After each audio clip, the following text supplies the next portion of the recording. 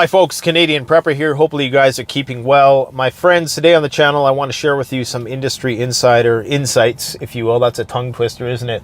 With respect to where the money is flowing, where the government contracts are going in the emergency preparedness space. I don't work for the CIA. I'm not a secret agent. I don't pride myself on having any secret information. This is just industry insider information, having a preparedness store and giving you the lowdown on what exactly is going on. Now, guys, we've been forecasting this mobilization for many, many weeks. And while we were doing that, a lot of people said we were crazy.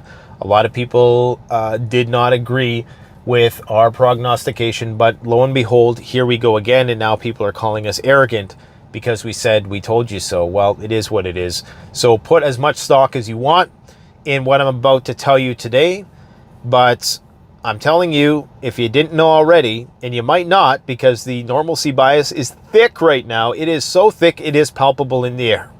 I mean, I woke up this morning expecting the markets to tank.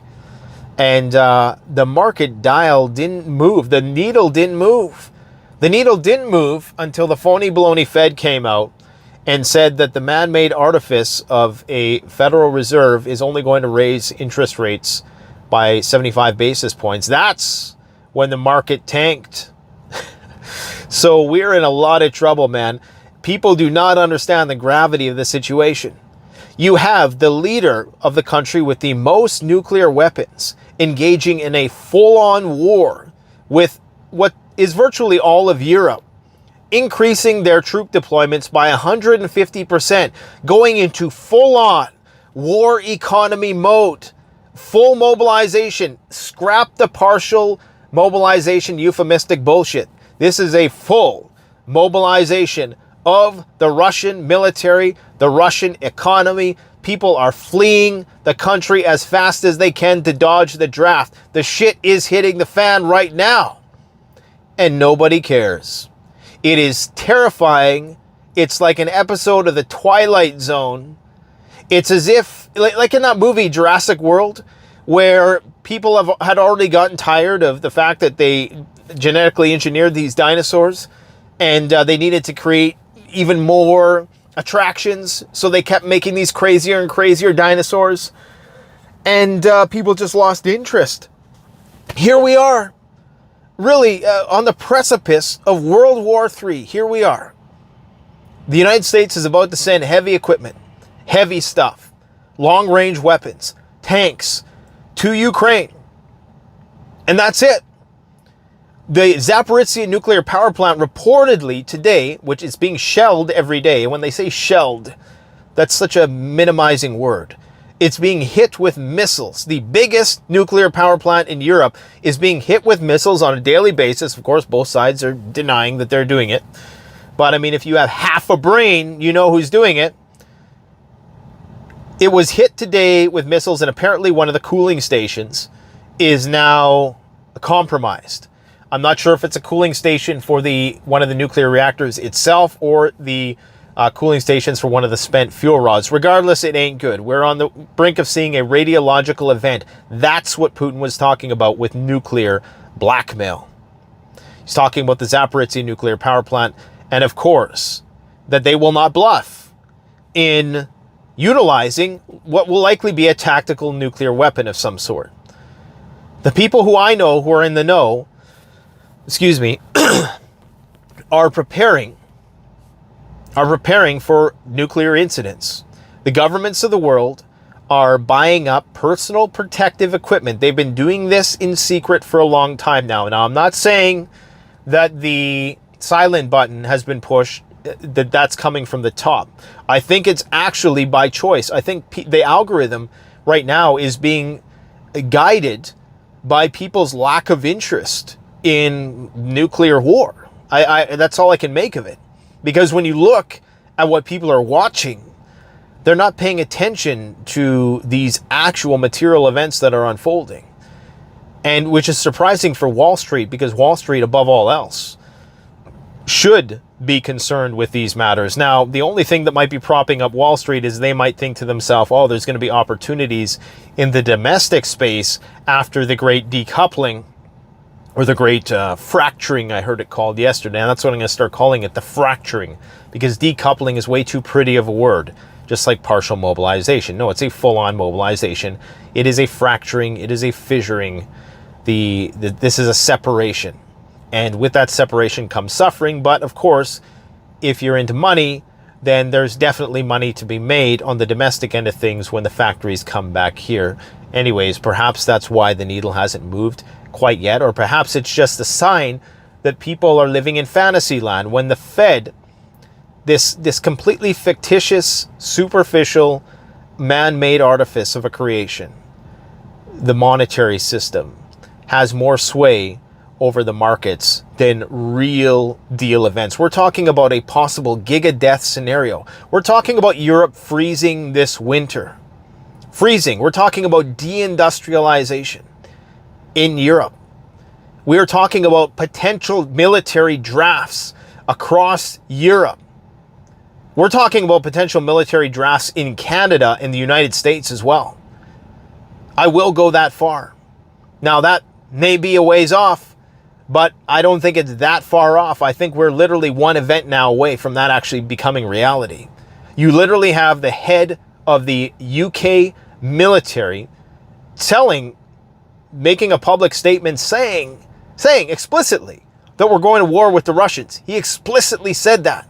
We're going to war with the Russians, and you need to consult with your loved ones and let them know that at a moment's notice you may be deployed to the front lines.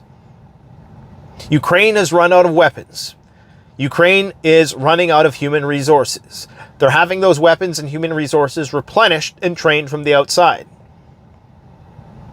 And that is going to continue to happen, and which is why the Russians have now fully acknowledged that they are at war with NATO. Whether you want to, no matter how you want to conceptualize that, however it makes you feel good, I don't care about people's feelings right now. People need to know the truth about what's coming. And a lot of people just want to self-delude themselves with bullshit, which is why all of these phony baloney channels are getting pumped by the algorithm. And it's not the algorithm's fault. It's what people want. People don't want to be told the grim, dark, bitter reality of what is coming down the road. People want to self-delude. And that is why the government is capitalizing on people's lack of interest. They are stockpiling before the panic, because mark my words, when that tactical nuke drops, mark my words, when that tactical nuke drops, watch the grocery stores. You'll set your watch to it. When it drops, just make sure you're well positioned outside of a grocery store with your camera when it hits, especially in Europe, man. Look what Hollywood has done to us in our expectation that these things should happen overnight. And I myself am guilty. When this first thing broke out, I thought it was going to progress a lot more rapidly than it has. But if you do a little mental exercise and you say to yourself, okay, condense the last 7 months into a week. Every day is a week. On the first day, Russia takes out one of its own satellites. Everybody's asking, why the hell did you do that? You could have caused a major global catastrophe in doing that. On the next day, Russia invades Ukraine, although they call it a special military operation, right? On the third day, a nuclear power plant gets compromised, and they start fighting over that. Hundreds of thousands of casualties already by the third day. By the fourth day, Russia declares a general military mobilization. And I call it general because that's exactly what it is. This is a full-on war economy that they've now evoked. And it's everything that we've been saying. It is, and more. The reality is that it's far worse than that, which is why so many people are trying to get out.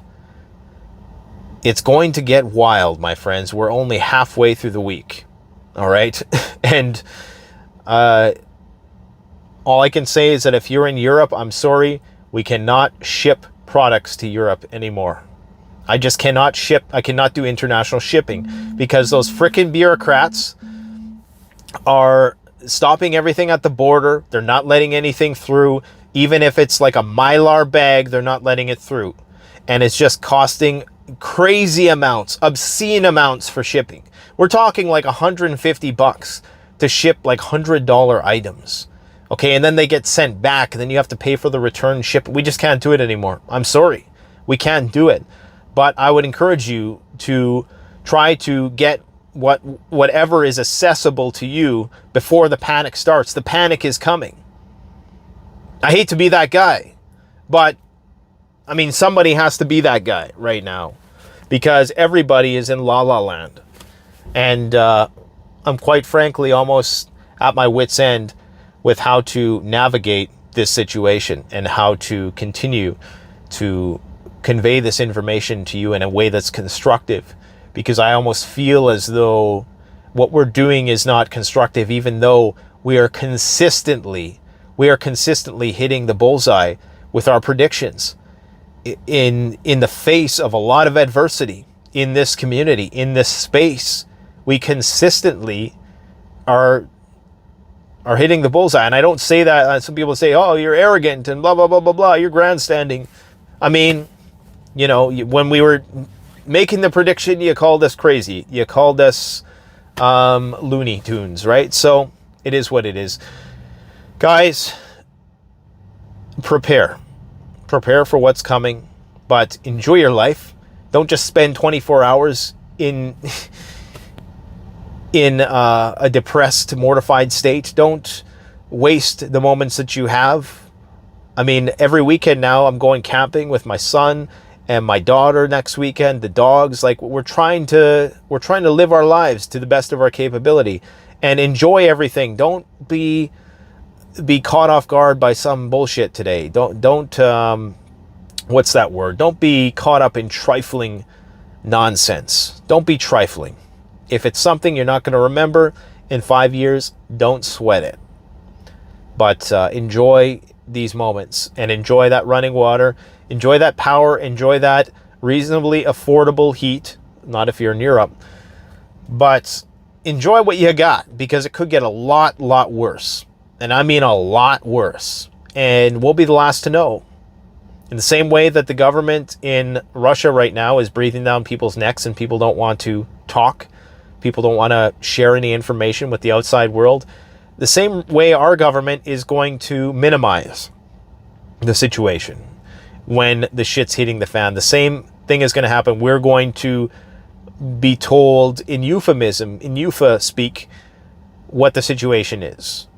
Same way Russians say partial mobilization, we'll say Operation Iraqi Freedom. You know, it's just, you know, same rebranded crap. Anyways, you guys stay safe, stay up, keep your head on a swivel. Let me know what you think about all this craziness in the comment section below. Thanks for watching. Canadian Prepper out.